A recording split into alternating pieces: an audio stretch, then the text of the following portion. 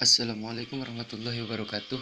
Baiklah, saya Albert Fuad, NIM 2121156, akan ujian secara lisan mata kuliah Sejarah Peradaban Islam. Itu soal yang pertama, apakah yang dimaksud dengan as-sabiqunal awalun, dan sebutkan siapa-siapa saja mereka yang termasuk kelompok as-sabiqunal awalun. As-sabiqunal awalun adalah orang yang pertama masuk Islam pada generasi awal ataupun pada generasi awal dakwah dari Rasulullah SAW. Kemudian seperti Khadijah, Ali bin Abi Thalib, Abu Bakar, Zaid bin Harisah, Arqam bin Abil Arqam. Nomor 2, jelaskan Arab pra-Islam tentang, yaitu yang pertama, sistem politik Arab pra-Islam, yaitu orang-orang Arab hidup sebelum Islam yaitu secara bersuku-suku ataupun sendiri-sendiri. Kadang mereka pun suka bermusuhan, bahkan tidak mengenal rasa nasional.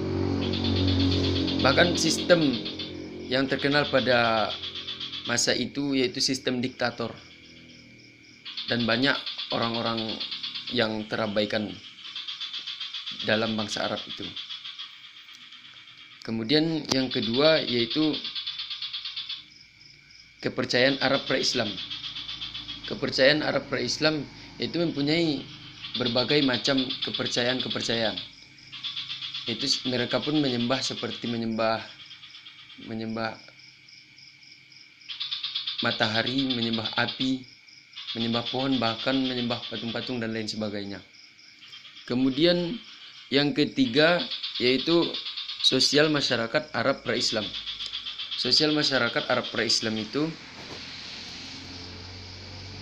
mempunyai tingkatan-tingkatan kelas terhadap masyarakat Arab. Yaitu contohnya seperti orang-orang Arab itu berhubungan ataupun keluarga yang berhubungan dengan bangsawan sangatlah diunggulkan, diprioritaskan, dijaga, bahkan dihormati. Dan contoh yang lain seperti di pernikahan bisa saja terjadi secara spontan pada masa itu. Kemudian wanita bisa saja disuruh laki-laki untuk bercampur dengan laki-laki lain.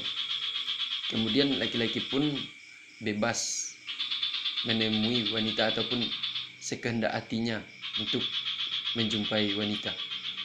Kemudian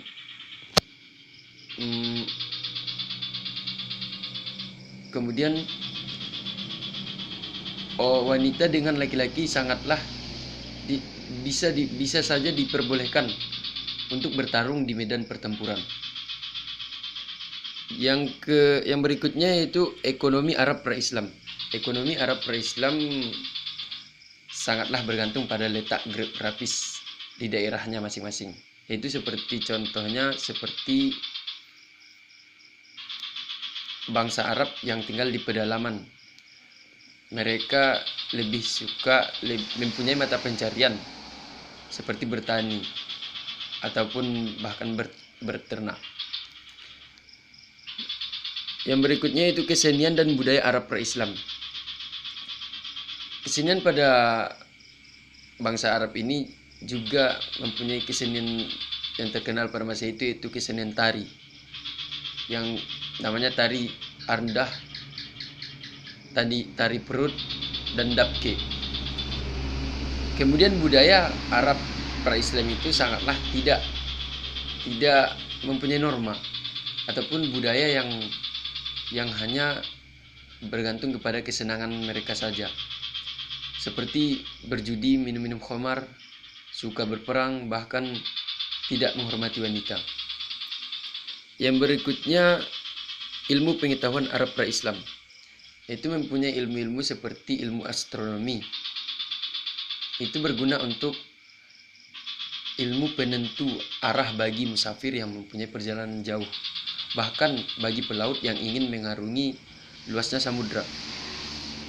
Kemudian ada juga ilmu meteorologi dan geofisika, itu ilmu yang dapat memperkirakan cuaca. Dan ada juga ilmu seperti mencari jejak. Maksud mencari jejak itu dapat mencari jejak nasab ataupun keturunan. Kemudian silsilah keturunan Arab per-Islam, yaitu keturunan Arab itu dari keturunan Yakzan dan Kabhan. Kemudian bangsa Arab itu terbagi menjadi 3, yaitu yang pertama bangsa Arab yang punah, yang kedua bangsa Arab asli leluhur dari bangsa Arab, kemudian yang ketiga bangsa Arab campuran. Nomor 3, jelaskan apa yang Anda ketahui tentang masa periode Mekkah. Yaitu pada masa periode Mekkah, disitulah terjadinya dakwah Rasulullah secara sembunyi-sembunyi. Rasulullah berdakwah secara sembunyi, yaitu berdakwah agar membujuk kaum Quraisy agar tidak menyembah berhala, namun secara sembunyi-sembunyi. Kemudian dakwah secara terang-terangan. Dakwah secara terang-terangan direspon oleh masyarakat kaum Quraisy, yaitu dengan cara ditolak ataupun bahkan mereka membentak Rasulullah. Kemudian hijrah pertama pada masa Islam juga terjadi pada masa periode Mekkah. Pada saat itu Rasulullah melihat keganasan yang dilakukan kaum musyrikin. Kemudian berkatalah beliau,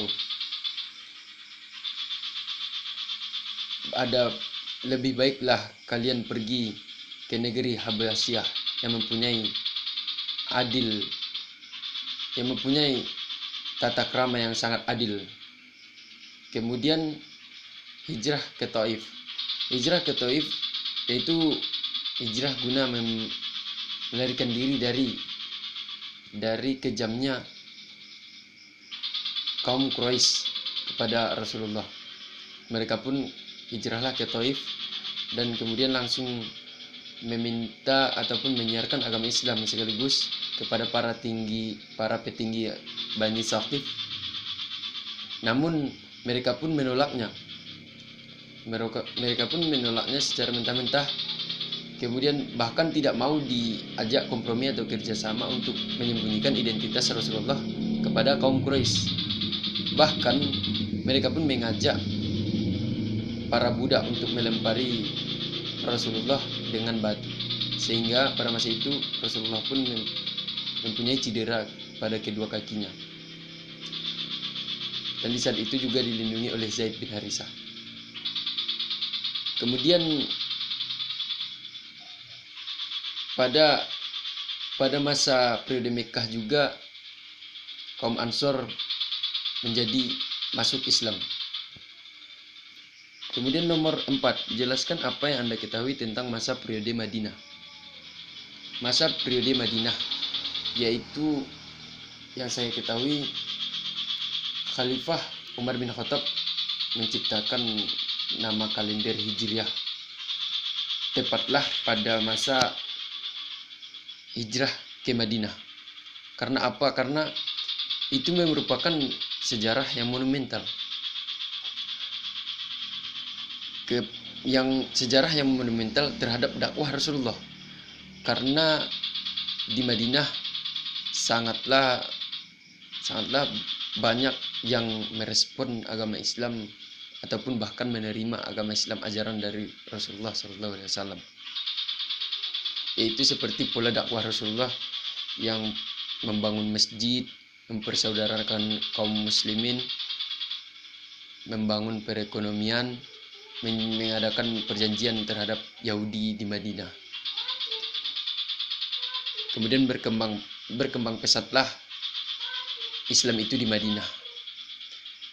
Kemudian soal yang kelima, apa surat yang memerintahkan Nabi Muhammad SAW untuk mensiarkan Islam secara sembunyi bahkan secara terang-terangan? Yaitu secara sembunyi karena ada perintah dari Allah, itu surat Al-Alaq ayat 1 sampai 5. Kemudian secara terang-terangan yaitu surat Al-Hijr ayat 94. Sekianlah dari saya. Assalamualaikum warahmatullahi wabarakatuh.